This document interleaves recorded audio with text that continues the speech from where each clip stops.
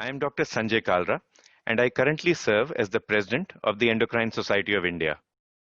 As you know, India is a large country. We are 1.3 billion strong, and we shoulder more than our fair share of endocrine and metabolic disease. But what the Endocrine Society of India wants is for us to be known as the endocrine care capital of the world. We wish to provide the best quality care to our countrymen and women for all endocrine diseases, for all metabolic diseases, for diabetes. Towards this end, the Endocrine Society of India has created and spearheaded many educational programs for endocrinologists, for fellow physicians and surgeons, and also for the lay public. One of the themes that we have for this year is wellness endocrinology. Here we talk to our colleagues and the public about how endocrinology can be used to create and promote wellness as opposed to just managing disease. As part of this activity on wellness endocrinology, we had created many modules, both online and offline. COVID-19 was a major challenge for us. So over the next few minutes, we'll talk about how we've been able to overcome the challenges that COVID-19 has posed to us in our quest to become a healthy society.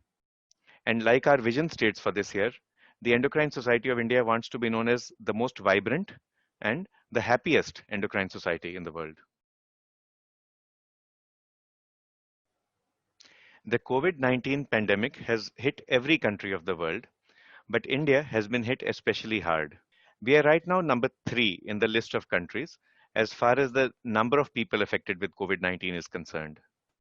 Mercifully, our death rate has been quite low. Because COVID-19 came relatively late to our shores, we were able to put in place public health strategies and also strategies to improve clinical care infrastructure. And this has helped us reduce our hospitalization rate and also the mortality rate. India is a large country. Most of us are currently under partial lockdown, but there are a few states and cities which are in complete lockdown. Because we are large, there are so many different geographies, so many different climates. It is expected that over the next few months, each state will have a different response and a different trajectory of COVID-19. The COVID-19 situation also hit endocrine care. Initially, there was a lot of fear, and most of the endocrine clinics shut down. Many of our endocrinology colleagues in the government sector were asked to change duties and to shift to intensive care or to general medicine, and they are still continuing to do that. Gradually, things are improving, and now endocrine care is being delivered again.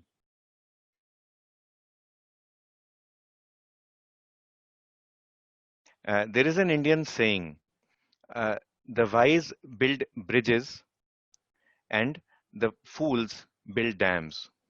So when this COVID-19 pandemic hit us, the endocrine community got together and we began to build bridges with our patients. It's because of our patients that we are, and it's because of our community that we are. Initially, India did not have any telemedicine legislation. Telemedicine actually was not legal in the country. But after COVID-19, the government took a very proactive step, and now we have very comprehensive and very robust legislation regarding telemedicine. The endocrine care community has taken full advantage of this. We are able to get in touch with our patients virtually. India, as you all know, has a very good penetration of information technology. Our bandwidths are good, and it's relatively easy for us to utilize these services. They're very cheap and very economical in our country. Now, most endocrinologists are able to keep in touch with their booked patients, whether they have diabetes or thyroid or any other chronic disease. For new patients, what I see is that if the patient is overall stable, then telemedicine is used to take care of them. If, of course, the patient is sick or is in acute crisis, then the patient is expected to come to the hospital. But even in acute crisis, COVID-19 has brought out the best in us. In our country, we use the term resource husbandry. Now, what does resource husbandry mean? It means making full use, making optimal use of whatever resources you are blessed with. Telemedicine can be used to manage even diseases such as diabetic ketoacidosis. A friend of mine from Rajasthan state, which is a desert state, Dr. Atul Dhingra, he was confronted with a scenario where one of his children with type 1 diabetes went into diabetic ketoacidosis. But the boy was staying 6 hours away, and there was no way in which he could come to Ganganagar for treatment. So, what did Dr. Atul do? And it was full lockdown. Number one, he could have done nothing and just had sat at home, but the boy would have died. So, he asked the boy, who was living in a remote village, to find any kind of a medical care practitioner.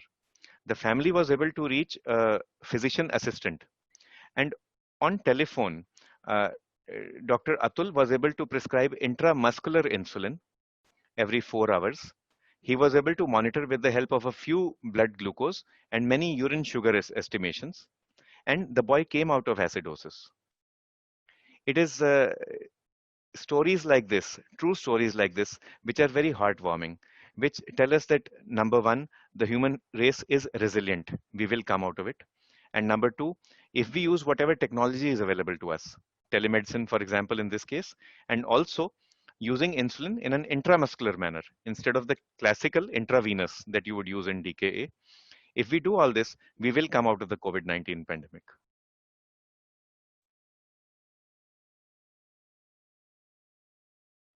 Yeah. So we have strict rules for prescribing on telemedicine.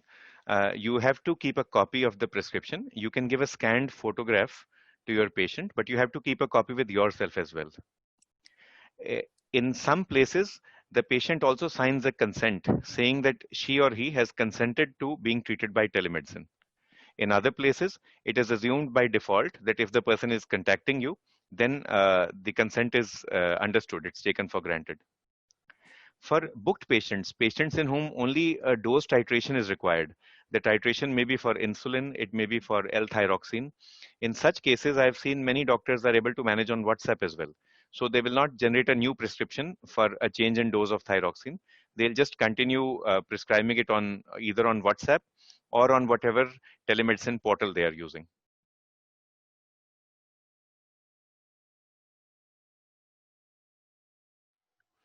The vast majority of endocrine disorders can be managed through telemedicine, especially in patients who have already been diagnosed. In endocrinology, our main focus is usually on history taking, followed by investigations. If you take a detailed history, you can actually clinch the diagnosis in most cases. And if it's a person with the known history of diabetes, a history of known thyroid disorder, then again, continuing therapy is quite easy. There will be challenges. For example, it is difficult to do a workup for Cushing syndrome on telemedicine. I would find that very tough. But even there, in situations like that, many of the investigations can be ordered through telemedicine. If, for example, I was to work up a child with short stature, I can do a lot of work on telemedicine, which will help me reduce the number of visits that that child will have to pay me in my chamber. Overall, I feel comfortable with telemedicine. I feel more comfortable with patients who have already been under my care. For someone who is new, someone who is seeing for the whom I am seeing for the first time, or who is consulting me for the first time, I don't feel so comfortable. But then as the telemedicine consults keep on going up, I begin to feel comfortable there as well. My best practice is I work in a community-based setup and I run a community-oriented setup. What I feel is that with my community, I will survive. With my community, I will grow. And if my community is passing through a tough patch, a rough patch like now, then I myself am passing through the same rough patch. I should be able to empathize with my community and with my patients. I should be able to understand their shortcomings and limitations as of now.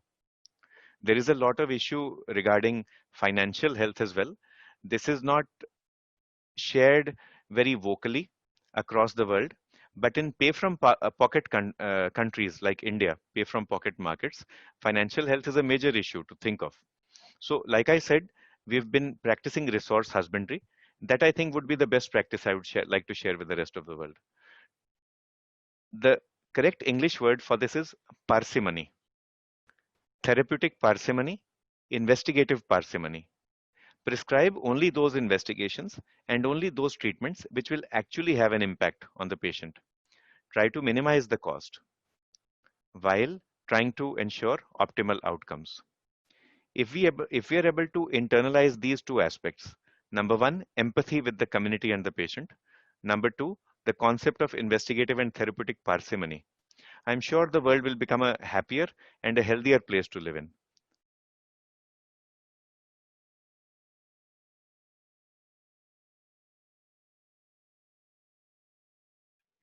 In endocrinology, we meet a lot of immunocompromised patients. They may be patients with Cushing syndrome, with Addison's disease, other patients who are on long-term corticosteroid therapy, and also those with uncontrolled diabetes. In all these, we have to be extra cautious. First, we have to prevent them from developing COVID-19. And if at all they develop COVID-19, then we have to make sure they don't get hospitalized. They don't develop complications which need hospitalization. For such patients, we try to be in close contact with them through telemedicine. We request them to come to the hospital only if necessary. And we try to optimize their treatment so that all their biochemical parameters are optimized. We teach the following pillars for prevention of COVID-19. Number one, personal hygiene. Number two, social hygiene. So we tell all our patients, but especially the immunocompromised ones, to respect the rules for personal hygiene and social hygiene. Apart from these, there are other pillars as well. The third one that I would like to mention is nutritional hygiene. So we ask them to eat well, a high protein diet, which is balanced with macronutrients and micronutrients. Number four, mental and emotional hygiene. So COVID-19 has created a lot of psychological and some amount of psychiatric distress as well.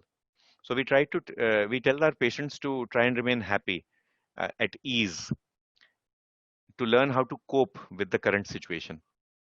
If they're in good mental and emotional health, they actually remain healthier from a physical point of view as well. And the fifth pillar I'd like to speak about, apart from personal hygiene, social hygiene, mental hygiene, and nutritional hygiene, would be medical or endocrine hygiene. So we explain their numbers to them. Your glucose values are off target. We need to bring them to normal. Your cortisol is not coming down. We need to work harder. Maybe right now we can't perform a surgery, but we do have medical therapy which can help in managing the hyperfunctioning adrenal. So we counsel them in this way, and we tell them that all these five pillars are in their hand. Once they understand this, they are motivated to continue treatment with us. Regarding diabetes, there has been a major change or there have been major challenges actually in our treatment. On one hand, it is difficult for us to get the patient to come to us regularly. It is difficult to monitor the patient regularly. On the other hand, we want to have very tight glucose control so that COVID-19 outcomes can be improved. So on a person-to-person based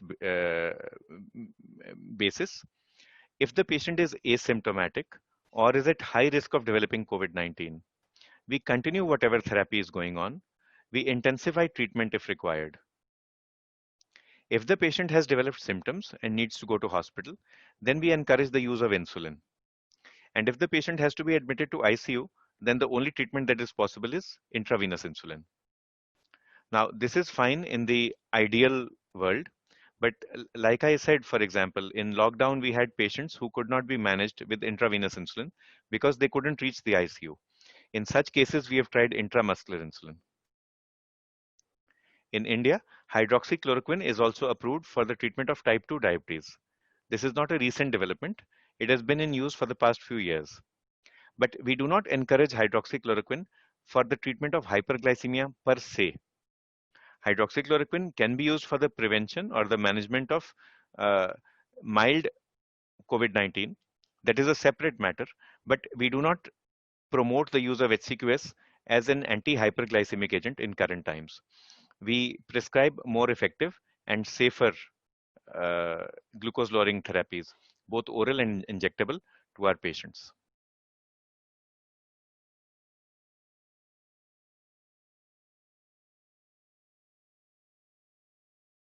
In normal times, our focus for diabetes and blood pressure care has been on lifestyle modification.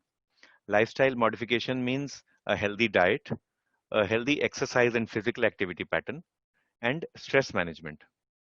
But all these three went for a toss in the initial days of lockdown.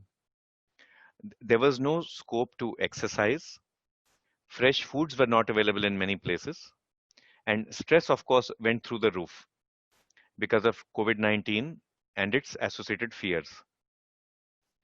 How have we encouraged our patients to take care of their blood pressure and glucose in daily life? We ask them to continue taking whatever therapy they are taking. If they are overall asymptomatic, there's no urgency. They do not need to come to the hospital. If there's an emergency, of course, they should contact the nearest healthcare provider. If they're not able to get in touch with an endocrinologist, we ask them to reach out to whoever is available, a general practitioner, an internist, and to put us in touch with them on the telephone. And I see that the same practice is being followed throughout India. For indoor exercise, uh, India is blessed with yoga. So across India, there are national campaigns and local campaigns which encourage people to practice yoga and meditation. This has helped a lot. People took to social media to share best practices of themselves, dancing, singing, doing folk dance, and this helped everyone. It helped create a happy atmosphere in the country. This helped reduce stress. Also, through social media and through personal motivation, people were encouraged to exercise indoors, to use whatever way is possible. One of the campaigns that we started was My Home is My Gym. So within the home also, you can find so many things that you can use as a gym. I myself featured on one of them, Pamela. So I enjoy running and I enjoy cycling. I was not able to do that during lockdown. So I started weightlifting. And what did I use for weightlifting? I used Williams' textbook of endocrinology. And it's very effective actually as an exercise tool. Earlier this month, we had a webinar on COVID-19 management along with diabetes and endocrine care. This was conducted by two of our senior most professors, Professor Nikhil Tandon and Dr. Amrish Mittal. The video is archived in the ISC website, so we invite you to visit that. We also have a very dynamic Endocrine Society of India website. We'll share the link with you. And this will contain details of all the webinars that we have done and those that we plan to do. We have also conducted a series of webinars on critical care endocrinology. The choice of subject was inspired by the COVID-19 challenge that we faced. And when we began running this series of webinars, we ourselves were surprised to see how large, how vast our subject is, critical care endocrinology. We were also surprised to see the interest, not only from endocrinologists across the globe, but from colleagues in other specialties of medicine and surgery. So we invite you to go through our archives as well. Currently, we are doing a series on transgender endocrinology and gender-specific endocrinology. In the last quarter of this year, that's October, November, December, we'll shift gears to interdisciplinary endocrinology. Apart from this, our individual members have been very active on social media. We have an endocrine awareness group, which is working on Quora, on Instagram, on Twitter and Facebook. Our Twitter and Facebook teams are really vibrant. We invite you to join us, to join the Endocrine Society of India in working for a healthier and a happier world. And like I said, let's work together to be vibrant and to be happy.